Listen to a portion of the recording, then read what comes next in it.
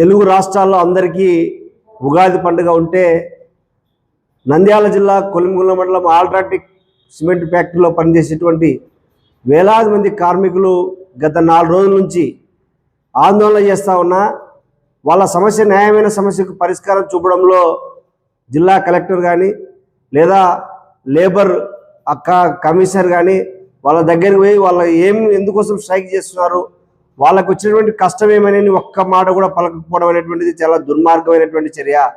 దీన్ని భారత communist party CPI Nandyal జిల్లా సమితి తరఫున ఖండిస్తూ ఉన్నాం. వాళ్ళు 12 గంటలు పని చేయించుకున్నటువంటి కూలీలు 8 గంటల పని విధానం కావాలని, లేదా వాళ్ళు 12 గంటలు ఎక్స్ట్రా పని చేసుకునేటువంటి డ్యూటీకి కావాలని చెప్పేసి బీహార్ రాష్ట్రం లేదంటే జార్ఖండ్, ఛత్తీస్గఢ్, ఉత్తరప్రదేశ్ రాష్ట్రాల నుంచి వేలాది మంది అక్కడ పనిచేస్తూ ఉన్నారు. వాళ్ళ న్యాయమైన సమస్య పరిష్కారం చేయడానికి ఈ జిల్లా కలెక్టర్ కానీ లేదా ఇక్కడ ఉన్నటువంటి లేబర్ ఆఫీసర్ కానీ లేదా ఇక్కడ ఉన్నటువంటి పోలీస్ యంత్రాంగాన్ని చొరవ చూపకపోవడం అనేటువంటిది చాలా దుర్మార్గం. అందులో ఎవరైనా పోయి స్పందించాలంటే ప్రజా సంఘాల వాళ్ళని అలవ్ లేదు, మీడియాని అలవ్ లేదు. వాళ్ళు ఏం కష్టపడుతున్నారో వాళ్ళు అడిగేటువంటి దిక్కు లేనటువంటి పరిస్థితి ఉంది. వాళ్ళందరూ కూడా ఇక్కడ స్థానిక సంస్థల ఓటర్లు కాదు కాబట్టి ఇక్కడ ఉన్నటువంటి ఏ రాజకీయ నాయకుడు వాళ్ళ కష్టాన్ని స్పందించలేకపోతా ఉన్నాడు. కాబట్టి వెంటనే తక్షణమే జిల్లా కలెక్టర్ గారు చొరవ చూపి వాళ్ళ న్యాయమైన సమస్యని, కార్మికులు పోరాటం చేసినటువంటి న్యాయమైన సమస్యని పరిష్కారం చూపాలి. వాళ్ళ పోరాటానికి మీడియాని కూడా అనుమతించాలని సిపిఐగా డిమాండ్ చేస్తూ ఉన్నాం.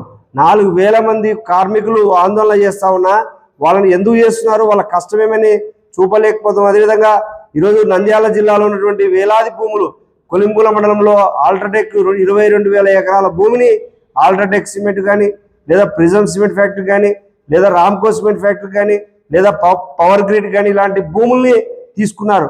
వాళ్ళ పిల్లలకు ఉద్యోగ అవకాశాలు ఇవ్వడంలో పూర్తిగా వైఫల్యం చెందుతూ ఉన్నారు. ఈరోజు వాళ్ళకి ఉపాధి చూపించడంలో వైఫల్యం చెందుతూ ఉన్నారు.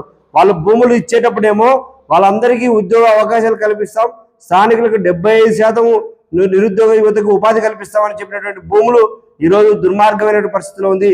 కనీసం మిగతా భూములకి రైతులు పంట వేస్తే ఆ పంట కూడా కాలుష్యం వల్ల తీవ్రమైనటువంటి నష్టం జరిగేటువంటి పరిస్థితి. కాబట్టి ఇన్ని సమస్యలు ఉన్నా ఆ ప్రాంతంలో ఉన్నటువంటి కార్మికుల సమస్యలు కానీ, రైతుల సమస్యలు కానీ, నిరుద్యోగుల సమస్యలు కానీ లేదంటే ప్రజల సమస్యలు పరిష్కరించేటువంటి దిక్కే లేదు. కాబట్టి ఆల్ట్రాటెక్ సిమెంట్ ఫ్యాక్టరీలో జరిగేటువంటి ఆందోళన కార్మికులకు న్యాయమైన సమస్యలు పరిష్కరించాలని, లేకపోతే వాళ్ళకి మద్దతుగా ఖచ్చితంగా సిపిఐగా మేము పోరాటం పోతామని చెప్పేసి పిలుపునిస్తా ఉన్నాం.